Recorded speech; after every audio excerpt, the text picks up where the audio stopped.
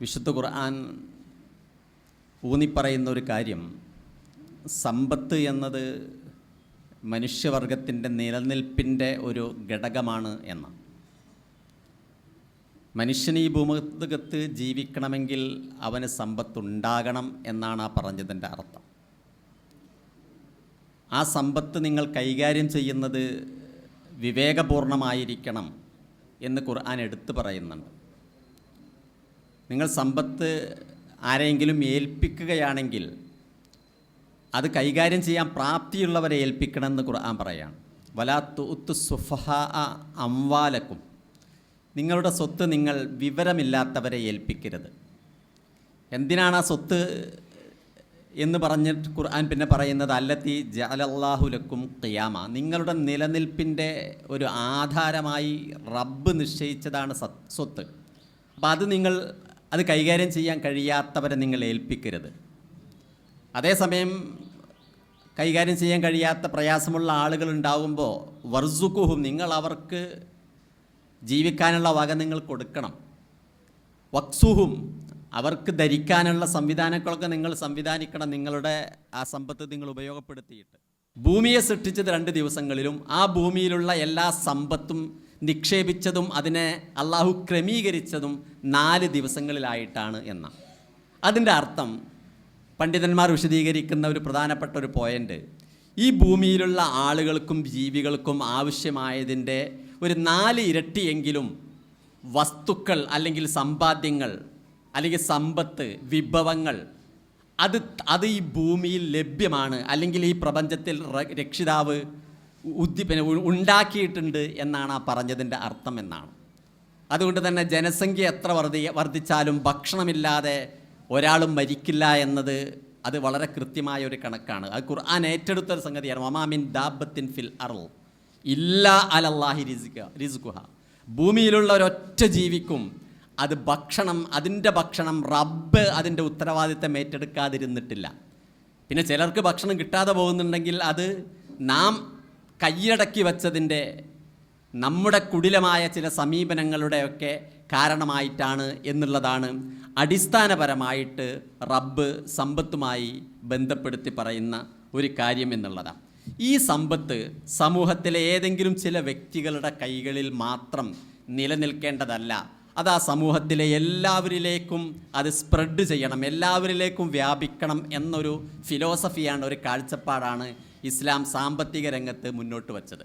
ഇപ്പോൾ വിശുദ്ധ ഖുർആനിൽ മാ അഫാ അല്ലാഹു അലാ റസൂലിഹി മിൻ അഹ്ലിൽ ഖുറ, ഒരു യുദ്ധമൊന്നും ഇല്ലാതെ തന്നെ പിന്നെ കിട്ടുന്ന ഒരു സമ്പത്തിനെയാണ് ഫൈ എന്ന് പറയുക.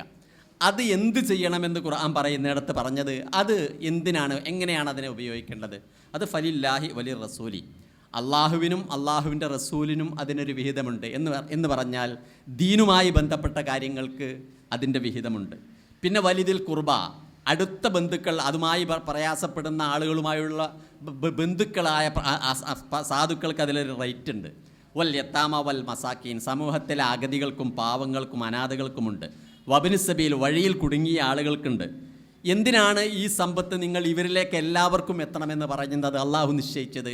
കൈ ലാ യക്കൂന ദൂലത്തൻ ബൈനൽ അഗ്നിയ മിൻകും, ഈ സമ്പത്ത് ഒരിക്കലും ചില സമ്പന്നരുടെ ഒരു ക്യാപിറ്റലൈസ്ഡ് ആയിട്ട് ഏതായാലും ചില സമ്പന്നരിൽ ഒതുങ്ങി നിൽക്കാൻ പാടില്ല. അതുകൊണ്ട് ഈ സമ്പത്ത് എല്ലാവരിലേക്കും അത് പരക്കണം. എങ്കിൽ മാത്രമാണ് ഒരു എക്കണോമി, ഒരു സാമ്പത്തിക വളർച്ച ഒരു രാജ്യത്തുണ്ടാവുള്ളൂ. പണക്കാരൻ്റെ വീട്ടിൽ മാത്രം അടുപ്പ് പുകഞ്ഞാൽ പോരാ, പണിക്കാരൻ്റെ വീട്ടിലും കൂടി അടുപ്പ് പുകയുമ്പോഴാണ് നാട്ടിൽ കച്ചവടം നടക്കുകയുള്ളൂ, നാട്ടിൽ വ്യാപാരം ഉണ്ടാവുകയുള്ളൂ, നാട്ടിൽ പണി ഉണ്ടാവുകയുള്ളൂ, ഒരു സാമ്പത്തിക വളർച്ച ഉണ്ടാവുകയുള്ളൂ. അതുകൊണ്ട് സ്വത്ത്, ഖുർആനിൻ്റെ കാഴ്ചപ്പാട് പ്രകാരം സ്വത്ത് ഒരിടത്ത് ഒരുമിച്ച് കൂടി നിൽക്കുന്ന, അല്ലെങ്കിൽ ചില വ്യക്തികളിൽ മാത്രം പരിമിതമായി നിൽക്കുന്ന ഒരു സാഹചര്യം ഉണ്ടാവാനേ പാടില്ല എന്നുള്ള വളരെ കൃത്യമായ ഒരു കാഴ്ചപ്പാടാണ് ഇസ്ലാം നൽകുന്നത്. അതേസമയം കഴിവും പ്രാപ്തിയുള്ള ആളുകൾക്ക് സമ്പത്ത് ഉണ്ടാക്കുന്നതിന് ഇസ്ലാം ഒരു നിയന്ത്രണവും വെച്ചിട്ടില്ല. എത്ര വേണമെങ്കിലും ഒരാൾക്ക് സമ്പാദിക്കുന്നതിന് ഇസ്ലാം തടസ്സമല്ല. പക്ഷേ 2 കണ്ടീഷനുണ്ട്. ഒന്ന്, സമ്പാദിക്കുന്നതിന് ചില റൂട്ടുകൾ ഇസ്ലാം നിശ്ചയിച്ചിട്ടുണ്ട്, ചില വിഹിതമായ വഴികളിലൂടെ മാത്രമേ അവൻ സമ്പാദിക്കാവൂ എന്നുള്ളതാണ് അതിൻ്റെ ഒന്നാമത്തെ കണ്ടീഷൻ. രണ്ടാമത്തെ കണ്ടീഷൻ എന്ന് പറഞ്ഞാൽ എത്ര സമ്പാദിച്ചാലും അതിൻ്റെ ഒരു നിശ്ചിത ശതമാനം അത് ഈ സമൂഹത്തിൽ സമ്പാദിക്കാൻ കഴിയാതെ പോകുന്ന, അല്ലെങ്കിൽ ഈ സമൂഹത്തിൽ കഷ്ടപ്പെടുന്ന ആളുകൾക്ക് നൽകണമെന്നല്ലാതെ ആ ആളുകളുടേതാണ് എന്നാണ് ഖുർആൻ പറഞ്ഞത്. സമ്പന്നൻ്റെ സമ്പത്തിലെ നിശ്ചിത ശതമാനം സമ്പന്നൻ നൽകുന്ന ഒരു ഔദാര്യമല്ല, ആ നാട്ടിലെ അല്ലെങ്കിൽ ആ സമൂഹത്തിലെ പാവങ്ങളായ ആളുകളുടേതാണ് എന്ന് ഖുർആൻ അഡ്വാൻസായിട്ട് പ്രഖ്യാപിച്ചിട്ടുണ്ട്. അത്തരം ഒരു ഫിലോസഫി മുൻനിർത്തിക്കൊണ്ടാണ് ഇസ്ലാം ഈ സാമ്പത്തിക രംഗത്ത് മുന്നേറാൻ മനുഷ്യനോട് ആവശ്യപ്പെട്ടത്. സമ്പത്തുണ്ടാവാൻ ചില മതങ്ങൾ, ക്രൈസ്തവ മതത്തിലേക്ക് ചില വചനങ്ങളൊക്കെ കേൾക്കാൻ കഴിയുന്നത് ധനവാൻ സൂചിക്കുഴയിലൂടെ കുഴയിലൂടെ പ്രവേശിക്കുമെങ്കിൽ മാത്രമേ ഒരു ധനവാന് സ്വർഗത്തിലെത്താൻ കഴിയുള്ളൂ എന്നൊക്കെയുള്ള ചില വചനങ്ങൾ കാണാൻ കഴിയും. പക്ഷേ ഖുർആൻ അങ്ങനത്തെ ഒരു കാഴ്ചപ്പാട് അവതരിപ്പിച്ചിട്ടില്ല. സമ്പന്നന് കൃത്യമായിട്ട് സ്വർഗത്തിലെത്താൻ കഴിയും, പക്ഷേ ആ സമ്പത്ത് എങ്ങനെയുള്ളതാവണം എന്ന് കൃത്യമായി അവനെ പഠിപ്പിക്കുന്നുണ്ട്. നാളെ നമ്മുടെ ഈ ജീവിതത്തിലെ എല്ലാ പ്രവർത്തനങ്ങളും ആൻസറബിളാണ്, ഉത്തരം പറയേണ്ടതാണ് റബ്ബിൻ്റെ മുമ്പിൽ എന്ന് വളരെ കൃത്യമായി റബ്ബ് നമ്മെ പഠിപ്പിച്ചു. അതിൽ നാളെ ഏറ്റവും കൂടുതൽ ചോദ്യം ചെയ്യപ്പെടുന്ന, അല്ലെങ്കിൽ റബ്ബിനോട് നാം കൃത്യമായി കണക്ക് ബോധിപ്പിക്കേണ്ട ഒരു കാര്യം അൻ മാലിഹി, സ്വത്തിനെ കുറിച്ചാണ്. രണ്ട് ആൻസർ അതിന് വേണം, റബ്ബിന് കിട്ടേണ്ടതുണ്ട് നമ്മിൽ നിന്ന്. മിൻ ഐനക്തസബഹു, ഏത് രീതിയിലൂടെ നീ ആ സ്വത്ത് ഉണ്ടാക്കി എന്നതിൻ്റെ ഒരു ആൻസർ നമുക്ക് പറയേണ്ടതുണ്ട്. വ ഐന അൻഫഖഹു, എങ്ങനെയാണ് നീ അതിനെ ചെലവഴിച്ചത് എന്നൊരു മറുപടിയും നമുക്ക് പറയേണ്ടതുണ്ട്. അപ്പോൾ ഈ രണ്ട് കണ്ടീഷൻ തീർച്ചയായും ഒരു വിശ്വാസി സാറ്റിസ്ഫൈ ചെയ്യാതെ, അല്ലെങ്കിൽ അത് ഉൾക്കൊള്ളാൻ മാത്രമാണ് അവൻ്റെ യഥാർത്ഥത്തിൽ റബ്ബിൻ്റെ മുമ്പിൽ അവന് പിടിച്ചു നിൽക്കാൻ കഴിയുകയുള്ളൂ എന്ന്. വിഹിതമല്ലാതെ, അഥവാ റബ്ബ് അനുവദിക്കാത്ത രീതിയിലുള്ള ഒരു സമ്പാദ്യമാണ് നാം ഉണ്ടാക്കിയത് എങ്കിൽ ഖുർആൻ കൃത്യമായി നമ്മെ ഓർമ്മപ്പെടുത്തുന്നൊരു കാര്യം പ്രവാചകൻ സല്ലല്ലാഹു അലൈഹി വസല്ലമ പറയുന്നുണ്ട്. ഇന്നഹു ലാ യദ്ഖുലുൽ ജന്നത്ത ലഹ്മുൻ വദമുൻ നബത്ത അലാ സുഹത്തിൻ. തെറ്റിലൂടെ, അധർമ്മത്തിലൂടെ, അല്ലെങ്കിൽ മറ്റുള്ളവരെ പറ്റിച്ചുകൊണ്ട് ഉണ്ടാക്കിയ സമ്പത്ത് കൊണ്ട് ഒരാൾ തടിച്ചു കൊഴുത്താൽ അവൻ്റെ മാംസവും അവൻ്റെ ശരീരത്തിലെ രക്തവും അതൊരിക്കലും സ്വർഗത്തിലെത്തുകയില്ല. അന്നാറു ഔലാബിഹി, ആ തടിക്ക്, ആ ശരീരത്തിന് ഏറ്റവും അർഹമായിട്ടുള്ളത് നരകത്തീ മാത്രമാണ് എന്ന് പ്രവാചകൻ സല്ലല്ലാഹു അലൈഹി വസല്ലമ ഓർമ്മപ്പെടുത്തുന്നുണ്ട്.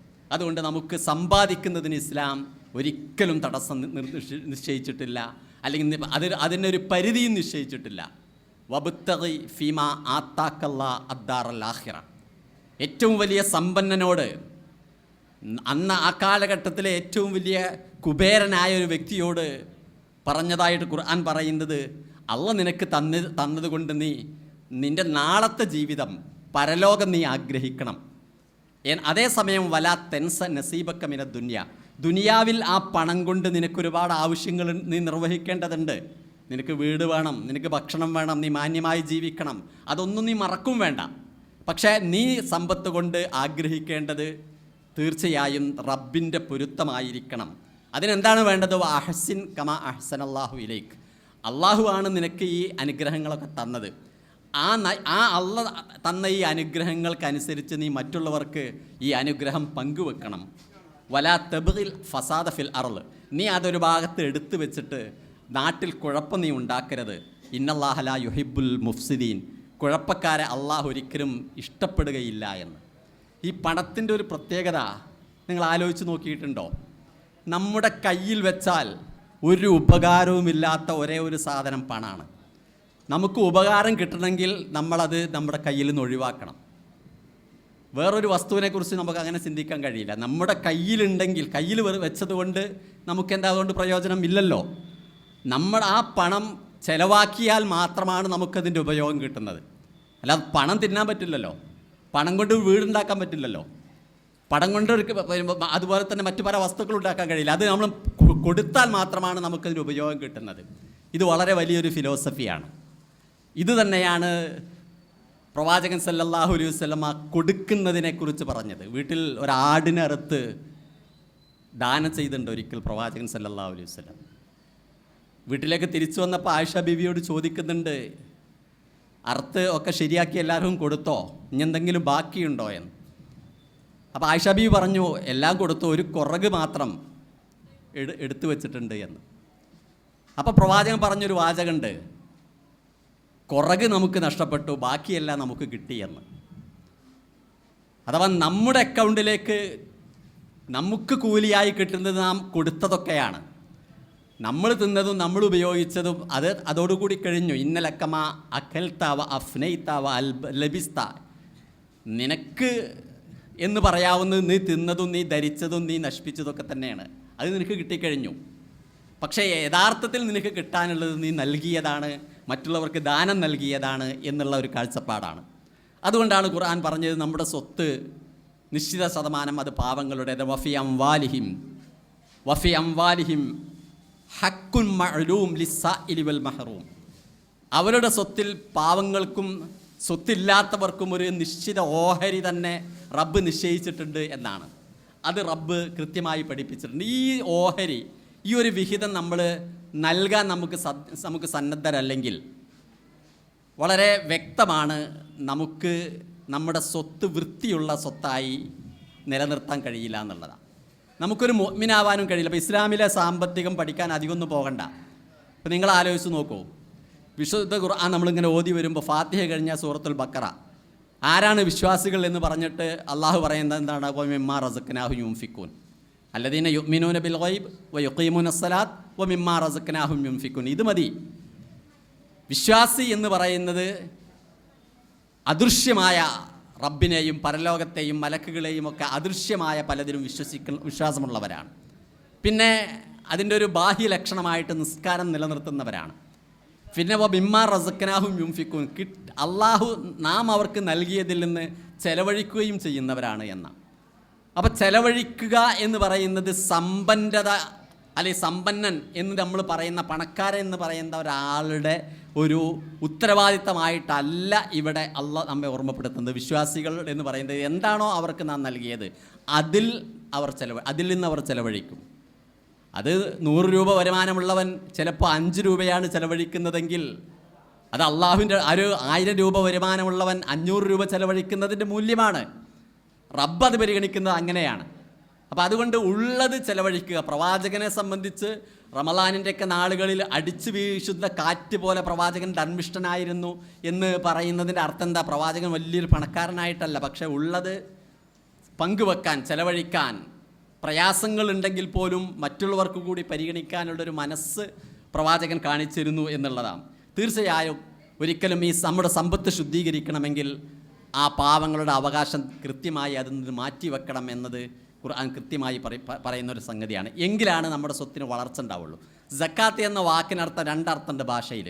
ഒന്ന് വളർച്ച എന്നാണ്. നമ്മുടെ സ്വത്ത് യഥാർത്ഥ രൂപത്തിൽ വളരുന്നത് അതിലെ മാലിന്യങ്ങൾ നീക്കുമ്പോഴാണ്. മറ്റൊന്ന് അതിനർത്ഥം ശുദ്ധി എന്നാണ്, ശുദ്ധീകരിക്കുക എന്നതാണ് സക്കാത്ത് എന്ന വാക്കിനർത്ഥം. നമ്മുടെ സ്വത്തിനെ ശുദ്ധീകരിക്കാനും ഉള്ള സ്വത്തിനെ വളർത്താനുമുള്ള ഏറ്റവും പ്രധാനപ്പെട്ട ഒരു സംവിധാനമായിട്ടാണ് സക്കാത്ത് സംവിധാനത്തെ ഇസ്ലാം പഠിപ്പിച്ചത്. മാത്രമല്ല ഇസ്ലാമിൽ സമ്പത്തിൻ്റെ വെറുതെ അനാവശ്യമായി എവിടെയും കുന്നുകൂടി നിൽക്കുന്ന ഒരു കാഴ്ചപ്പാട് ഇസ്ലാം അനുവദിക്കുന്നില്ല. എപ്പോഴും സമ്പത്ത് അത് ഉൽപ്പാദനക്ഷമമായിരിക്കണം. ഇവിടെ റഷീദ് സാറ് സൂചിപ്പിച്ചതുപോലെ ഏതെങ്കിലും ഒരു ബാങ്കിൽ ഡെപ്പോസിറ്റ് ഇട്ടിട്ട് അതിൻ്റെ പലിശ വാങ്ങി തിന്നാൻ ഇസ്ലാം അനുവദിക്കുന്നില്ല. അതേ സമയത്ത് ആ സ്വത്ത് കൊണ്ട് അത് ബിസിനസ്സിലിറക്കാം, അതിൽ ലാഭവും നഷ്ടവും വരാം, അല്ലെങ്കിൽ കച്ചവടത്തിന് ഉപയോഗപ്പെടുത്താം, അല്ലെങ്കിൽ കൃഷിക്ക് ഉപയോഗപ്പെടുത്താം. അങ്ങനെ വരുമ്പോൾ അതിൽ നിന്ന് കൂടുതൽ വളർച്ച ഉണ്ടാക്കാനുള്ള സംവിധാനം ഉണ്ടാവും. ആ സമ്പത്തിനെ ഉൽപ്പാദനക്ഷമമായ രീതിയിൽ വളർത്തിക്കൊണ്ടുവരിക എന്നുള്ള ഒരു കാഴ്ചപ്പാടാണ് സത്യത്തിൽ ഇസ്ലാം മുന്നോട്ട് വച്ചിട്ടുള്ളത്. അല്ലാത്ത പക്ഷം ഈ സമ്പത്ത് തീർന്നു പോവുകയാണ് ചെയ്യുക. അപ്പോൾ സ്വർണവും വെള്ളിയുമൊക്കെ കൂമ്പാരമായി വെക്കുന്ന ആളുകൾ, അതിനെക്കുറിച്ച് ഖുർആൻ കൃത്യമായി പറഞ്ഞിട്ടുണ്ട്. അതിൻ്റെ 2.5% എങ്കിലും നിർബന്ധമായിട്ടും സക്കാത്ത് കൊടുക്കണം ഓരോ വർഷവും. 100 പവനുള്ള ഒരു വ്യക്തി 2.5 പവൻ അവന് സക്കാത്ത് കൊടുക്കണം ഒരു വർഷം. അടുത്ത വർഷം വീണ്ടും കൊടുക്കണം അതിൽ നിന്ന്. അങ്ങനെ 10 വർഷം കൊടുക്കുമ്പോഴേക്കും അതിൻ്റെ പവൻ ഒരുപാട് കുറഞ്ഞു. അങ്ങനത്തെ ഒരു കാഴ്ചപ്പാടല്ല ഇസ്ലാം.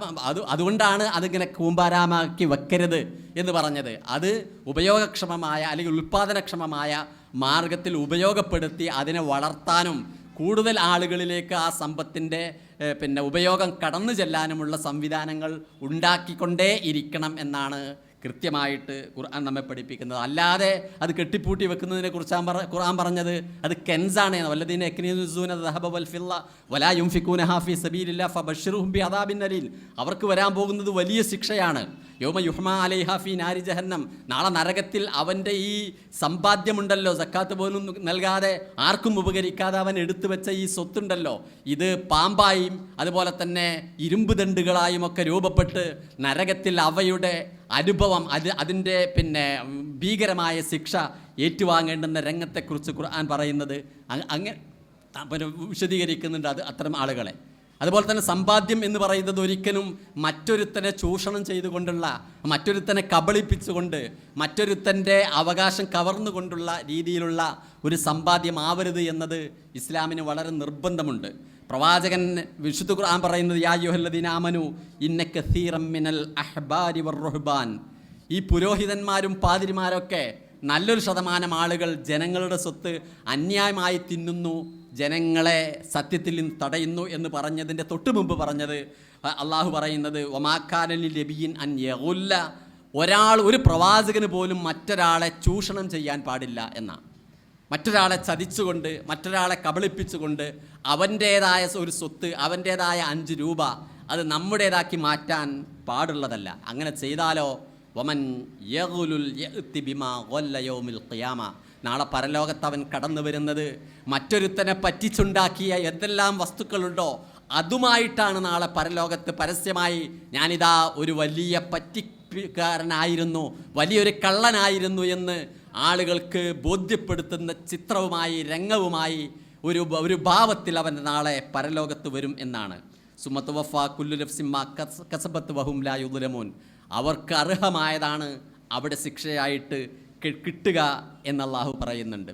ഈ സ്വത്ത് ഞാൻ സൂചിപ്പിച്ചല്ലോ, ഒരിക്കലും അത് ഉപകാരമില്ലാതെ സക്കാത്ത് കൊടുത്ത് തീർന്നു പോകുന്ന രീതിയിൽ ആയിപ്പോകുന്ന ഒരു സാഹചര്യത്തിലേക്ക് നമ്മുടെ സ്വത്ത് എവിടെയെങ്കിലും കൂട്ടിവെക്കുന്ന ഒരു സാഹചര്യം ഉണ്ടാവരുത് എന്ന കാഴ്ചപ്പാടാണ് ഇസ്ലാമുള്ളത്.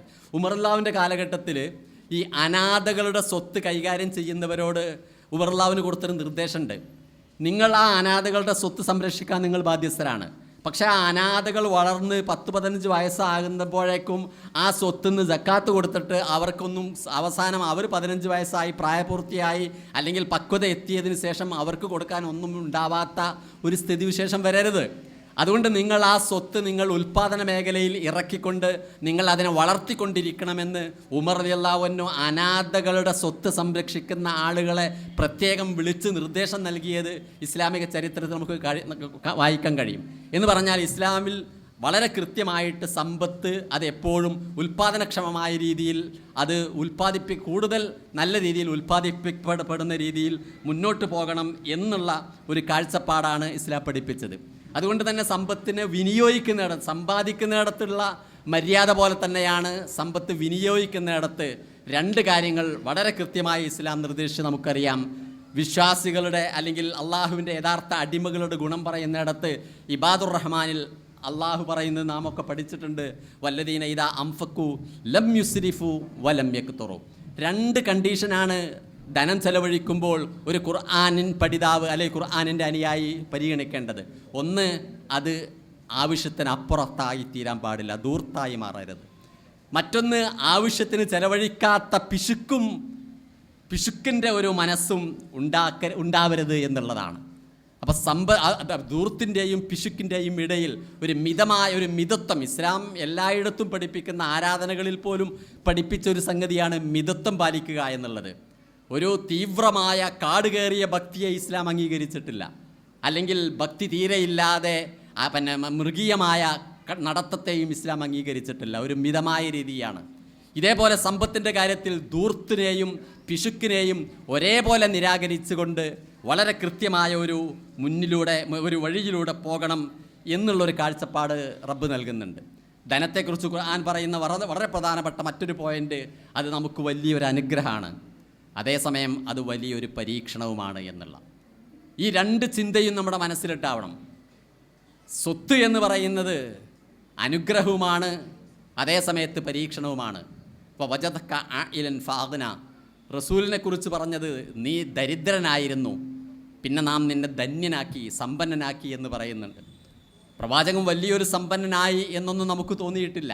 പക്ഷെ ചില സന്ദർഭങ്ങളിലൊക്കെ പ്രവാചകൻ ഒരു വലിയ സമ്പത്തിൻ്റെ ഒരു ഔന്നിത്യമൊക്കെ കാണിച്ച രംഗങ്ങളും കാണാൻ കഴിയും. പ്രവാചകൻ ഹജ്ജിന് പോയ സമയത്ത്, ആകെ ഒരു ഹജ്ജാണ് പ്രവാചകൻ നിർവഹിച്ചത്, ഒരുപാട് ഒട്ടകങ്ങളെ ബലിയെറുത്ത സംഭവം പറയുന്നുണ്ട് പ്രവാചകൻ പലരെയും വീട്ടിലെ വിളിച്ച് സൽക്കരിച്ച സംഭവങ്ങൾ പറയുന്നുണ്ട്. അപ്പോൾ ചില സന്ദർഭങ്ങളിലൊക്കെ പ്രവാചകൻ അള്ളാഹു നൽകിയ അനുഗ്രഹത്തിൻ്റെ ആ ഒരു പ്രകടനം അത് കാണിക്കാവുന്ന രീതിയിൽ കാണിച്ചിട്ടുണ്ട്, അല്ലെങ്കിൽ അള്ളാഹു അനുവദിച്ച രീതിയിൽ അള്ളാഹുവിൻ്റെ പ്രവാചകൻ ചില സന്ദർഭങ്ങളിലുമൊക്കെ പ്രകടിപ്പിച്ചിട്ടുണ്ട് എന്ന് നമുക്ക് കാണാൻ കഴിയും.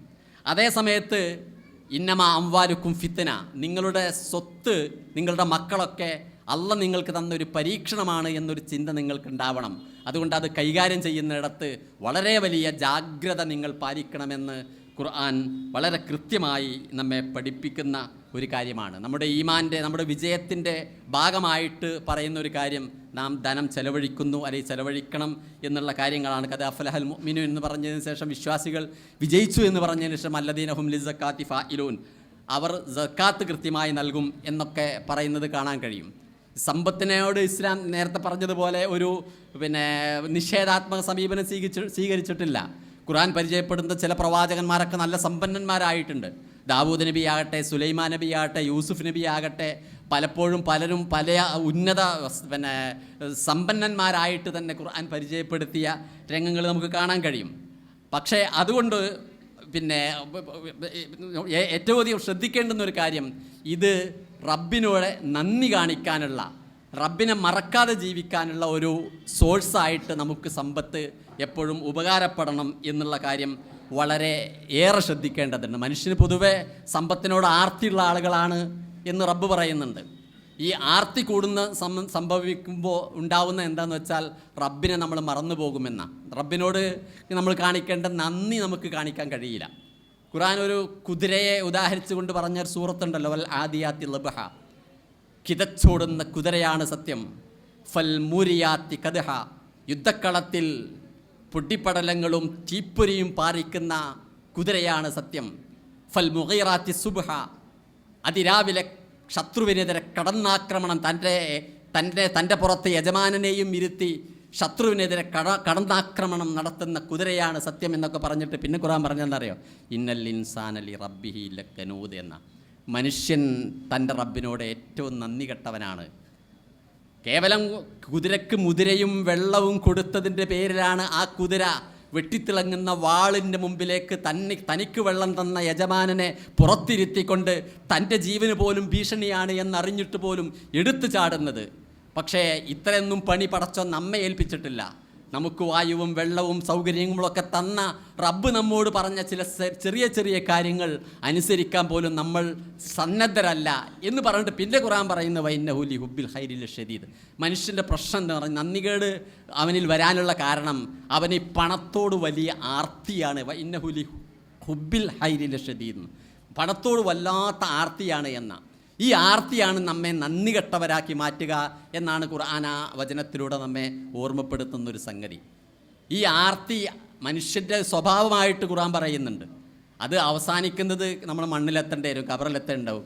അൽഹാക്കുമു തകാസുർ, ഈ ഇനിയും വാരിക്കൂട്ടണമെന്ന ഒരു മെൻറ്റാലിറ്റി ഉണ്ടല്ലോ, അത് പല കാര്യങ്ങളിൽ നിന്നും നമ്മെ തടഞ്ഞു നിർത്തുന്നുണ്ട്. ഇത്തരം ആളുകളുടെ ഈ ആർത്തി അവസാനിക്കുന്ന ഹത്താ സുർത്തുമുൽ മക്കാബിർ, അത് മണ്ണിൽ തല വെച്ചാൽ മാത്രമേ അവസാനിക്കുള്ളൂ എന്ന് ഖുർആൻ പറഞ്ഞു വെക്കുന്നുണ്ട്. പക്ഷേ നമ്മൾ അങ്ങനെ ആവരുത് എന്ന് ഖുർആൻ കൃത്യമായി പഠിപ്പിക്കുന്നുണ്ട് എന്നതാണ് നാം ഓർക്കേണ്ടത്. പ്രവാചകൻ പറയുന്നുണ്ട് മനുഷ്യൻ്റെ ആർത്തിയെക്കുറിച്ച്, ഒരു മനുഷ്യന് സ്വർണത്തിൻ്റെ 2 താഴ്വര റബ്ബക്ക് കൊടുത്താൽ പോലും, അത്ര വലിയ സമ്പത്ത് കൊടുത്താലും അവന് പൊതുവെ മതി എന്ന് പറയില്ല. ലബ്തഗാ സാലിസൻ, ഇനി ഒന്നും കൂടി കിട്ടിയെങ്കിൽ എന്നാഗ്രഹിച്ചു പോകുമെന്ന പ്രവാചകൻ ഒരിക്കൽ ഈ സമ്പത്തിനെ ശരിയായ രീതിയിൽ ക്രമീകരിക്കാത്ത, അല്ലെങ്കിൽ അതിനോട് ശരിയായ സമീപനം സ്വീകരിക്കാത്ത ആളുകളെക്കുറിച്ച് പ്രവാചകൻ ഒരിക്കൽ പറഞ്ഞ മറ്റൊരു സംഭവം, ഒരിക്കൽ സുബഹിക്ക് പള്ളിയിൽ ആളുകൾ കൂടുതൽ, സാധാരണ വരുന്നതിനേക്കാൾ കൂടുതൽ ആളുകൾ പള്ളിയിൽ വന്നിട്ടുണ്ട്. പ്രവാചകന് സംഗതി മനസ്സിലായി. പ്രവാചകൻ നിസ്കാരത്തിന് ശേഷം കൂടെയുള്ള അവിടെ പള്ളിയിലുള്ള ആളുകളോട് പറഞ്ഞു, അലുനുക്കും മന്ന അബ ഉബൈദ ഖദ് ജാഅ മിനൽ ഇറാഖിൽ നിന്നാണ് തോന്നുന്നു. അബൂ ഉബൈദ സക്കാത്തിൻ്റെ പിരിവ്, സക്കാത്തൊക്കെ കലക്ട് ചെയ്തിട്ട് ഇവിടെ എത്തിയിട്ടുണ്ട് എന്ന വിവരം നിങ്ങൾ അറിഞ്ഞിട്ടുണ്ടായിരിക്കുമല്ലേ? അതുകൊണ്ടാണല്ലേ ഇന്ന് സുബഹിക്ക് ശേഷം സക്കാത്തിൻ്റെ വിഹിതമൊക്കെ വിതരണം ചെയ്യുമെന്ന് പ്രതീക്ഷിച്ചു കൊണ്ട് വന്നതാണ് ആയിരിക്കും നിങ്ങൾ. അവർ തലകുലുക്കി, ശരിയാണ്. അപ്പോൾ പ്രവാചകൻ പറഞ്ഞ ഒരു വാചകമുണ്ട്, ഫവല്ലാഹി മൽ ഫഖ്റ അഖ്ഷ അലൈക്കും, അള്ളാഹുവാണ് സത്യം, ഈ സമൂഹത്തിൽ ഞാൻ ഭയപ്പെടുന്നത് അവർക്ക് ദാരിദ്ര്യം വരുന്നതല്ല, പക്ഷേ വലാകിന്നി അഖ്ഷ അലൈക്കും മത്തുബ്സത്ത ദുന്യാവ് അവർക്ക് കൂടുതൽ വിശാലമായി കിട്ടുന്നതിനെയാണ് എനിക്ക് പേടി. അങ്ങനെ വരുമ്പോഴുള്ള പ്രശ്നം കമാ തനാഫസു, മുൻഗാമികൾ തമ്പ് തച്ചതുപോലെ നിങ്ങളും തമ്മിൽ തല്ലി പിരിയുന്ന സാഹചര്യം വരും. ഫത്തുഹിലിക്കും കമാ അഹ്ലക്കവും, അവരെ നശിപ്പിച്ചതുപോലെ നിങ്ങളെയും അത് നശിപ്പിക്കും. അപ്പം പ്രവാചകൻ നൽകിയൊരു വലിയൊരു മുന്നറിയിപ്പാണ് സമ്പത്ത് അതിൻ്റെ രീതിയിൽ കൈകാര്യം ചെയ്യാതിരിക്കുന്നതിൻ്റെ ഭവിഷ്യത്തിനെ കുറിച്ച്. ഏതായാലും ഖുർആൻ 3 മേഖലയിലൂടെയാണ് നമുക്ക് സമ്പത്ത് ഉണ്ടാക്കേണ്ടതിൻ്റെ, അല്ലെങ്കിൽ നാം സമ്പത്തിൻ്റെ ഭാഗമാകേണ്ടതിനെക്കുറിച്ച് പരാമർശിക്കുന്നത് എന്ന് വളരെ കൃത്യമായി നമുക്കറിയാം. ഒന്ന് നമ്മുടെ തൊഴിലാണ്. നമ്മുടെ കയ്യിൽ സമ്പത്തുണ്ടാവണം. സമ്പത്തുണ്ടാക്കുക എന്നുള്ളത് സ്വാഭാവികമായും നമ്മുടെയൊക്കെ ഒരു അടിസ്ഥാന ആവശ്യം തന്നെയാണ്. കാരണം നമ്മുടെ നിലനിൽപ്പിൻ്റെ ഘടകമായിട്ട് ഖുർആൻ പറഞ്ഞതാണ്. അത് ഒന്നിൽ തൊഴിൽ ചെയ്യുക എന്നുള്ളതാണ്. തൊഴിൽ ചെയ്യുന്നവനായിരിക്കണം ഒരു വിശ്വാസി. മടിയനായി ഒരു പണിയും ഇല്ലാതെ അല്ലെങ്കിൽ മറ്റുള്ളവരുടെ ഔദാര്യത്തെ കാത്ത് ജീവിക്കുന്നവനാകരുത് എന്ന് പ്രവാചകൻ പ്രായോഗികമായി പഠിപ്പിച്ചിട്ടുണ്ട്. പ്രവാചകനോട് യാചിച്ച് വന്ന ആരോഗ്യദൃഢഗാത്രനായ ഒരു മനുഷ്യനോട് പ്രവാചകൻ വീട്ടിലുള്ള കിട്ടുന്ന എന്തെങ്കിലും ഉണ്ടോ വീട്ടിൽ എന്ന് ചോദിച്ചിട്ട് ഒരു പുതപ്പ് കൊണ്ടുവരാൻ പറഞ്ഞ് ആ പുതപ്പ് ലേലം വിളിച്ചിട്ട് അതിൻ്റെ വിലക്ക് ഒരു മഴു വാങ്ങിക്കൊടുത്തിട്ട് ഈ മഴ കൊണ്ട് നീ കാട്ടിൽ പോയിട്ട് വിറക് വെട്ടിയിട്ട് നീ അത് കച്ചവടം ചെയ്യുക, അത് വിൽറ്റ് നീ ജീവിക്ക്. ആളുകളോട് ചോദിച്ചാൽ ചിലപ്പോൾ കിട്ടും, കിട്ടാതിരിക്കും. പക്ഷേ മാന്യമായി നീ ചെയ്യേണ്ടത് നീ അധ്വാനിച്ച് ജീവിക്കലാണ് എന്ന ഒരു പ്രായോഗിക പാഠം പ്രവാചകൻ പഠിപ്പിച്ചു. എന്നിട്ട് പറഞ്ഞു,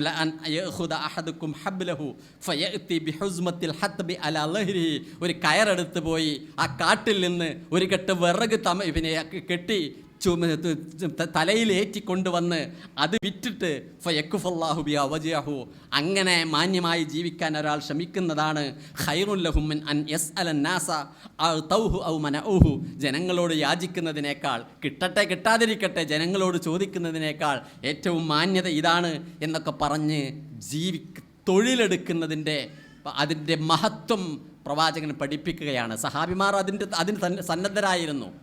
1-ാം ഖലീഫ അബൂബക്കർ റളിയല്ലാഹു അൻഹു സത്യപ്രതിജ്ഞ ചെയ്തതിൻ്റെ പിറ്റേ ദിവസം താൻ സാധാരണ നടത്തിയിരുന്ന വസ്ത്രക്കച്ചവടത്തിന് തൻ്റെ വീട്ടിലെ ആ വസ്ത്രഭാണ്ഡവുമായിട്ട് ആ കെട്ടുമായിട്ട് എടുത്ത് പോകുന്നുണ്ട്. വഴിയിൽ വെച്ച് ഉമർ റളിയല്ലാഹു അൻഹു ചോദിക്കുകയാണ്, അല്ല അബൂബക്കർ എങ്ങോട്ടാണ്? അബൂബക്കർ റളിയല്ലാഹുവിൻ്റെ മറുപടി, ഞാൻ കച്ചവടത്തിന് പോവുകയാണ്, കുടിയിൽ അരി വാങ്ങണ്ടേ? ഉമർ റളിയല്ലാഹു അൻഹു പറഞ്ഞു, ശരിയാണ്, പക്ഷെ താങ്കൾ ഇന്ന് ഖലീഫയാണ്. ഈ നാട്ടിലെ ഒരുപാട് ആളുകളുടെ നീറുന്ന അടിയന്തര പ്രശ്നങ്ങളിൽ ഇടപെടേണ്ട ഒരു വ്യക്തിത്വം ഇവിടെ ഇല്ലാതിരുന്നാൽ ഒരുപക്ഷെ അതിനേക്കാൾ വലിയ ഗുരുതരമായിരിക്കും. അതുകൊണ്ട് ഖജനാവിൽ നിന്ന് ഖലീഫയ്ക്ക് ഒരു ജീവിക്കാവുന്ന ഒരു ചെറിയ ശമ്പളം നിശ്ചയിക്കാനുള്ള സംവിധാനം നമുക്കുണ്ടാക്കണം.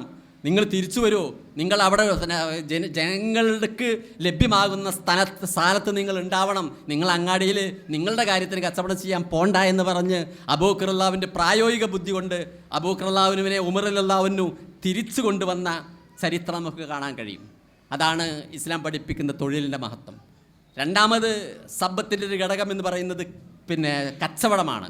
അഹല്ലല്ലാഹുൽ ബൈഅ വഹറമ റിബ, അള്ളാഹു കച്ചവടം ചെയ്ത് മാന്യമായ ലാഭമെടുത്ത് ജീവിക്കാൻ ഈ മനുഷ്യൻ അനുവാദം തന്നിട്ടുണ്ട്.